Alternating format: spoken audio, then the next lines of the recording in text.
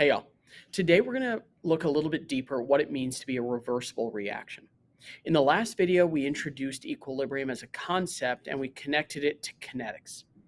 At equilibrium, we know that the reaction is going at the same rate in both the forward and the reverse direction. But in the end, what does that mean? And what if they're not going at the same rate in the forward or the reverse direction? That's what we're going to talk about today. Let's get started. Now, not every reaction is reversible. There are some examples that we deal with that we consider to be irreversible reactions. Things like neutralization and combustion. Things like precipitate formation or the presence of a gas that then escapes. These would be reactions that we would not consider to be reversible, but a huge majority of the reactions that we do deal with, especially in the equilibrium unit, are in fact reversible reactions. With those reactions that are reversible, I'm going to consider always anything that's on the left side of the arrow as a reactant and anything that's on the right side of the arrow as a product, even though I know the reaction's going in both directions. And because it's going in both directions, yes, I'm using reactants to create products, but I'm also using products to create reactants. Also, with a reaction that's reversible, both of those directions are happening simultaneously, which means that at the same time as a reactant is moving towards the products, products are also moving towards the reactants. Remember, based on kinetics, a reaction happens anytime an effective collision occurs. So as we have effective collisions occurring between our reactants to create products, we're also going to have effective collisions happening amongst our products to create reactants. In order to show this in a chemical equation, we use double arrows. So a double arrow represents a reversible reaction.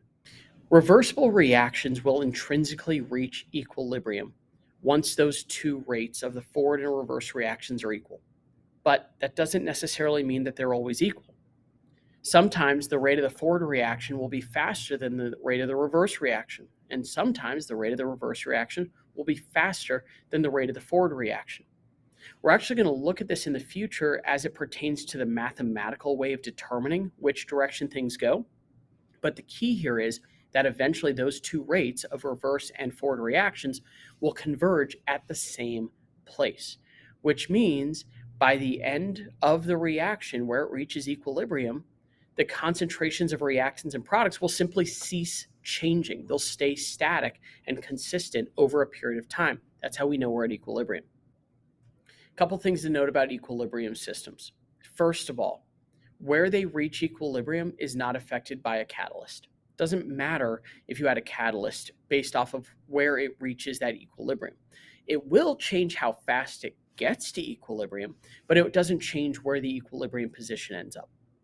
The second thing to be aware of is that solids and liquids also don't affect where you end up with equilibrium.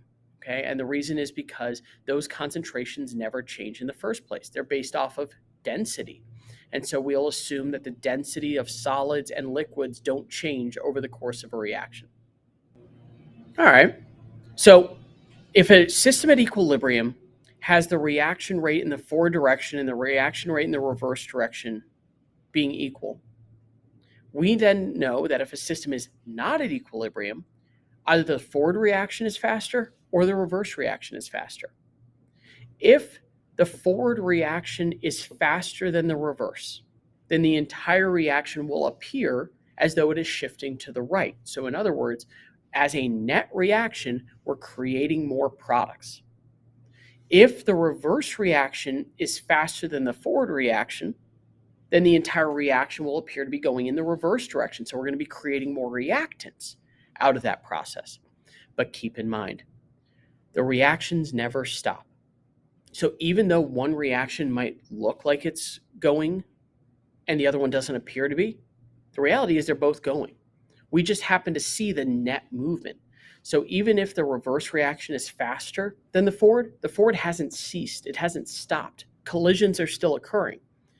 All right. And so over this entire process, you have got to keep in mind that all reactions are going to occur as long as collisions are continuing to happen. So as long as it's a reversible reaction, even if we're not at equilibrium, both reactions are still happening, the forward and the reverse. Let's start with a very simple practice problem. If I've got N2 and O2 reacting to yield NO, and I start with 0 NO in the system, the only direction the reaction can proceed is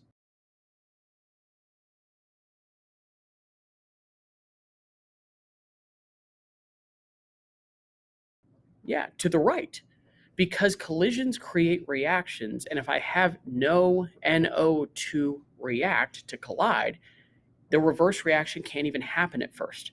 So the only direction this reaction can proceed is in the forward direction. As that happens, all right, what's going to happen is we're going to create more NO. We're going to use N2 and O2. So at the beginning there, what is the relative rates?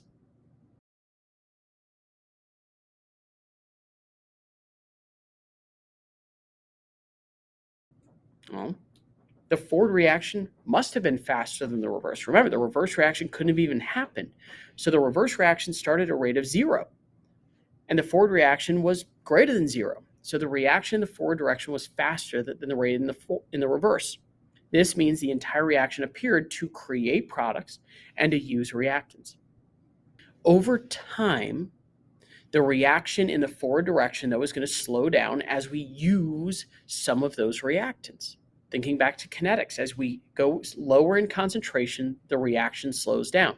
As we use N2, as we use O2, the forward reaction rate is going to slow down.